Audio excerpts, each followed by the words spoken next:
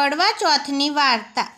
કારતક માસની અંધારી ચોથનો દિવસ કડવા ચોથ તરીકે ઓળખાય છે।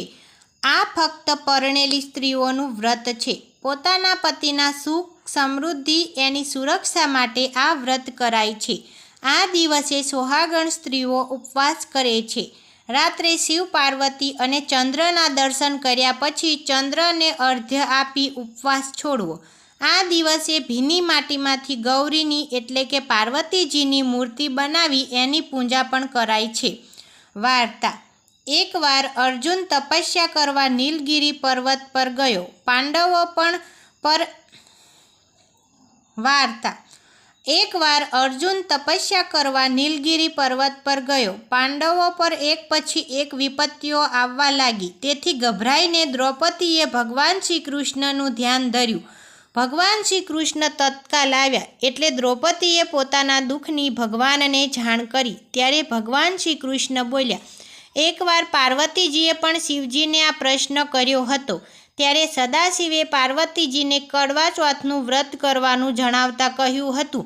એક ધર્મપરાયણ તથા ગુણવાન બ્રાહ્મણને 4 પુત્રો તથા એક સુશીલ કન્યા હતી। લગ્ન પછી આ કન્યાએ કડવા ચોથનું વ્રત કર્યું, પણ ભૂખ સહન ન થતાં તેણે ચંદ્ર દર્શન કર્યા પહેલાં જ ભોજન કરી લીધું। ઉપવાસ તૂટતા એના પતિનું મૃત્યુ થયું। એ વિલાપ કરવા લાગી। એ વખતે ઇન્દ્રાણી પૃથ્વી પર ફરવા નીકળી હતી। એણે બ્રાહ્મણ કન્યાનો વિલાપ સાંભળ્યો, તેથી એ એની પાસે ગઈ અને આશ્વાસન આપ્યું।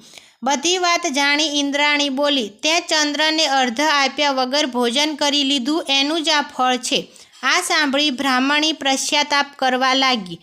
ઇન્દ્રાણીએ એને આ વ્રત કરવાની સલાહ આપી। એણે પૂરી શ્રદ્ધાથી આ વ્રત પૂર્ણ કર્યું તો એનો પતિ જીવિત થઈ ગયો। શ્રી કૃષ્ણએ દ્રૌપદીને કહ્યું, એ જ રીતે તું પણ આ વ્રત કર, બધું બરાબર થઈ જશે। ભગવાન શ્રી કૃષ્ણની વાત માનીને દ્રૌપદીએ આ વ્રત શરૂ કર્યું। પરિણામે પાંડવો પર એક પછી એક સંકટ આવ્યા તો પણ તેઓ વિજય બન્યા। આ રીતે દ્રૌપદી દ્વારા કરાયેલું આ કડવા ચોથનું વ્રત સોહાગણ સ્ત્રીઓ શ્રદ્ધાપૂર્વક કરે છે। આ દિવસે ગણપતિની આ વાર્તા પણ થાય છે। એક આંધળી ડોશી હતી। એને એક પુત્ર હતો, એક વહુ હતી। ડોશી રોજ ગણપતિની પૂજા કરતી। તેથી એક દિવસ ગણપતિજી પ્રસન્ન થઈને પ્રગટ થયા અને કહેવા લાગ્યા, હે ડોશીમાં, માગો એ આપું, હું તમારા પર પ્રસન્ન થયો છું। ત્યારે ડોશીમાં બોલ્યા, શું માગવું એની મને શું ખબર પડે? વહુ દીકરાને પૂછીને પછી માગીશ। ગણપતિજી માની ગયા। ડોશીએ વહુ દીકરાને પૂછ્યું તો બંને કહેવા લાગ્યા, આપણે બહુ ગરીબ છીએ, માટે ધન માગી લો। ડોશીએ તો આખા ગામને પૂછ્યું। બધાએ પોતપોતાની રીતે સલાહ આપી। બીજા દિવસે ગણપતિજી આવ્યા અને ડોશીને કહ્યું, માગી લો જે જોઈએ તે।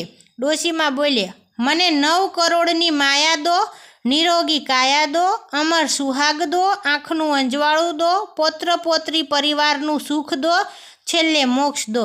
ત્યારે ગણપતિજી બોલી ઉઠ્યા, ડોશીમાં, તમે તો બધું માગી લીધું। ગણપતિજીએ હસતા હસતા ડોશીને બધું આપ્યું। કડવા ચોથના દિવસે સ્ત્રીઓ ગણપતિજી પાસે બધું માગે છે અને મેળવે છે। જય શ્રી કૃષ્ણ।